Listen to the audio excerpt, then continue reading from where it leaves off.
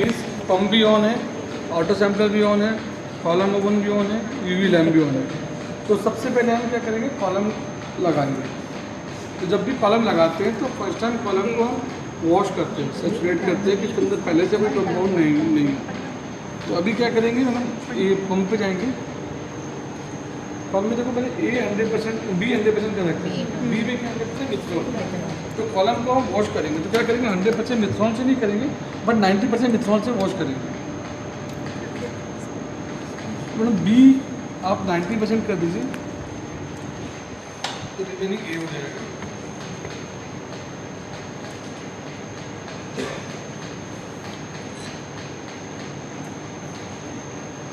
देखो B 90%, A 10%, pressure है 3 बार pressure और सिस्टम, 3 बार का जो प्रेशर है सिस्टम का है विदाउट कॉलम। ठीक, जब कॉलम लगाएंगे तो प्रेशर बढ़ेगा।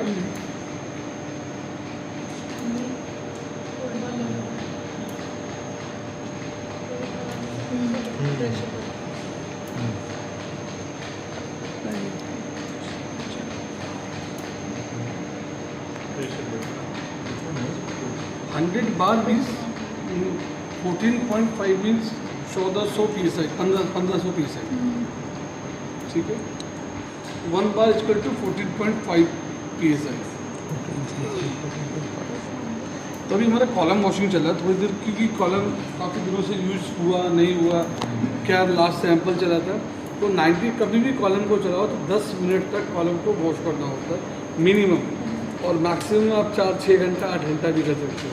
मगर हम 10-15 मिनट अभी वॉश करेंगे कॉलम को, ताकि कॉलम के अंदर कोई भी रेसिड्यूज पहले से मौजूद हैं या हमने लास्ट टाइम को रन चलाया था और चलाने के बाद हम कॉलम को छोड़ के चले गए, या हमने फर्स्ट टाइम कॉलम को यूज़ किया है तो उसको हमको वॉश करना है।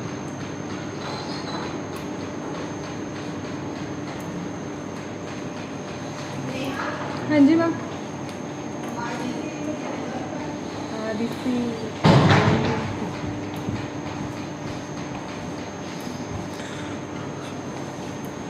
तो अभी टाइम कितना है, जैसे 10 मिनट वेट करेंगे, 12-2, तो कम से कम 12-15 तक हम कॉलम की वॉशिंग करेंगे।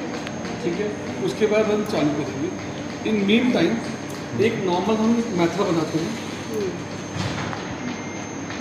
तो C18 कॉलम, हम C18 कॉलम में एक कैफीन का इंजेक्शन रन करेंगे। तो कैफीन का इंजेक्शन, कैफीन ही नहीं, मान लो कोई भी रन चलाना है तो हमारे पास उसका मेथड होना चाहिए। लाइक आपको एप्पल जूस में आपको टेस्ट करना है इसमें क्या क्या मिक्स है, मतलब मोबाइल पेज कौन सा है, कॉलम कौन सा है, ये आपको पता होना चाहिए। जब तक आपको पता नहीं होगा, गूगल पे भी सर्च करोगे ना कि आपको लाइक बियर विस्की इसके अंदर क्या क्या कंपोनेंट मिक्स है मुझे चेक करना है, तो 3 चीज़ें ज़रूरी हैं। एक क्या, मशीन, दूसरा क्या मेथड, तीसरा क्या स्टैंडर्ड। मशीन हमारे पास है, मेथड गूगल से मिल जाएंगे, स्टैंडर्ड हमको मार्केट से परचेज करने पड़ेंगे। ये 3 चीज़ें machine, method and mobile face अपने पास में मौजूद है तो हम रन कर सकते हैं। अभी जैसे हमको कैफीन का स्टैंडर्ड है, कैफीन बहुत सिंपली अवेलेबल है, तो एक C18 कॉलम में इजीली आ भी जाता है।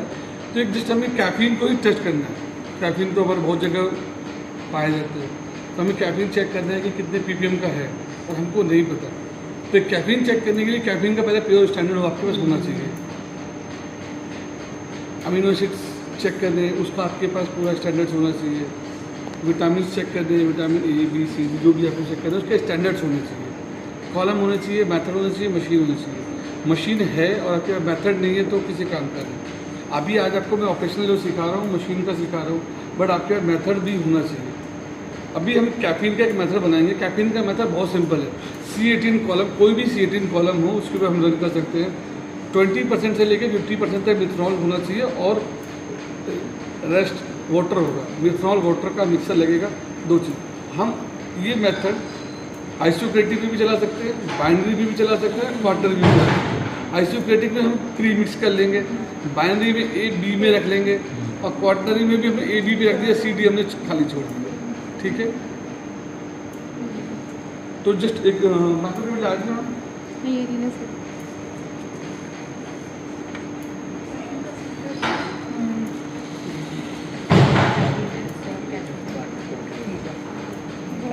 जब तक कॉलम की वॉशिंग चल रही है। हाँ उसकी पहले 1 ml की है ना। मैंने 1 ml के लिए 1 से कम की है 1 ml 1 का चाहिए तो ये पूरा ट्रांसफ़र करना है। कितना का 500 ml तो है 500 200 की है 100 से 200 की है 5-7 बार करना पड़ेगा। 1 ml का ले लो या ड्रॉपर हो तो वो ले लो। नहीं है 1 ml की है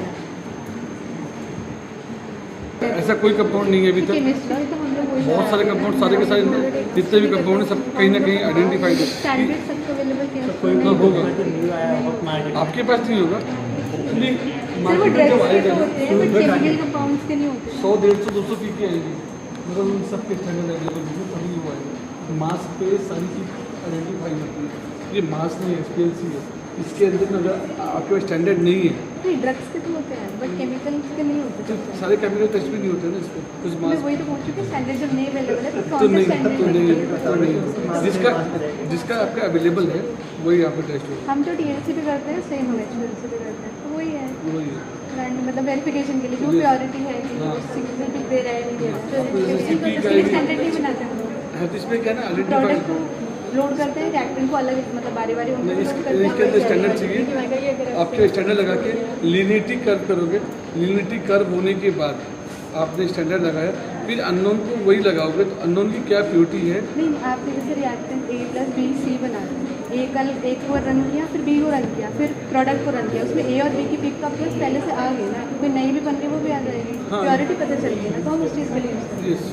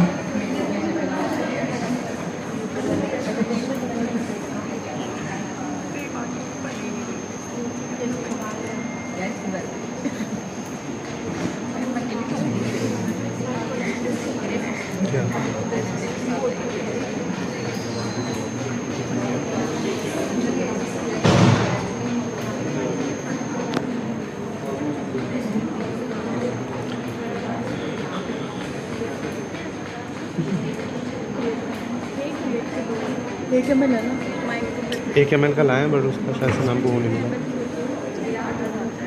टिप एक में